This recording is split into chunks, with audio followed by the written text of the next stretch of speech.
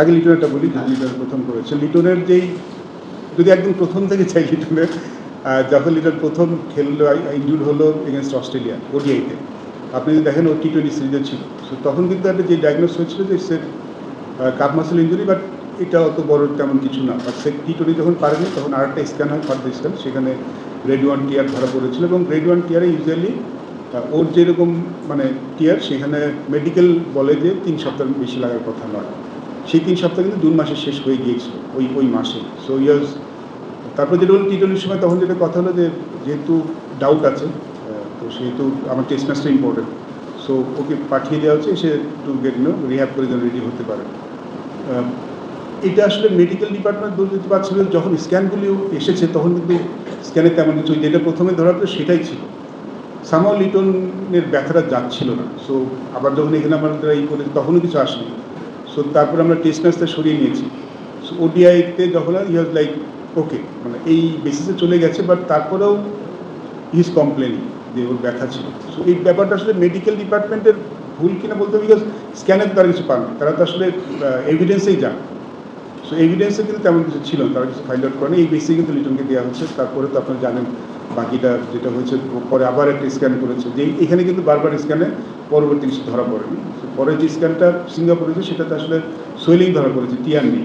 তো এখন হয়তো সে ঠিক আছে, বাট তাকে এখন একটা প্রসেসের মাধ্যমে আসতে হবে, যেহেতু একটা ইনসিডেন্ট, মানে ওকে বারবার এইটা করে আসলে আনফিট হচ্ছে। আর নাহিদ রানার যদি ব্যাপারটা বলেন,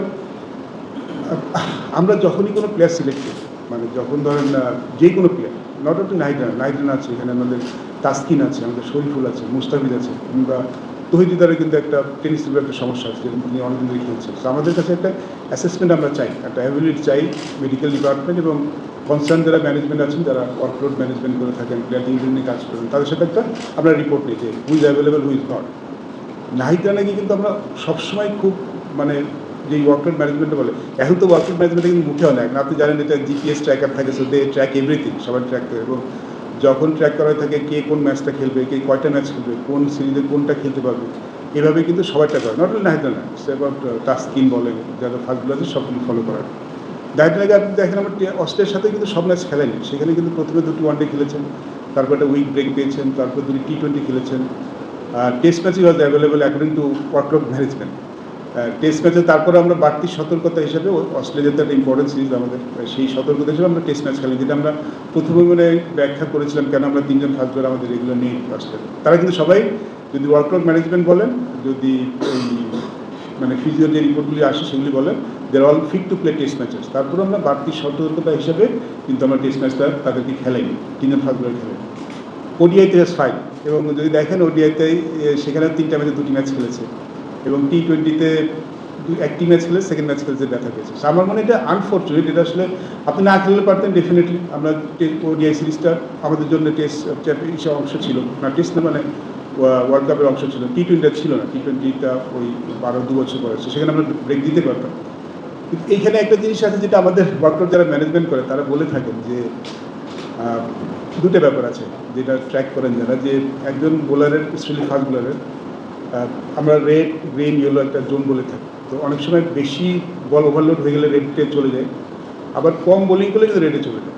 so he has to ball enough, মানে এনাফ ওভার করে ওইখানে গ্রিন জোনে যেয়ে তারপরে আপনার টেস্ট ম্যাচ খেলতে হবে। সো তাকে কিছুটা খেলতে হতো, মানে আপনি যদি ফার্স্ট বোলার না খেলে বসে রাখেন, আমাদের যে এখন যেইটা কাজ করা সেটা বললে সেটা কিন্তু ভালো নয় বলে যায়। সো একটা যে কোনো ম্যাচ খেলার আগে আপনাকে সার্টেন অ্যামাউন্ট অফ বল করে তারপর প্রিপেয়ার হয়ে যেতে হবে। সো বেশি বল করাও মানে রিস্কি, ওভারলোড চলে যায়।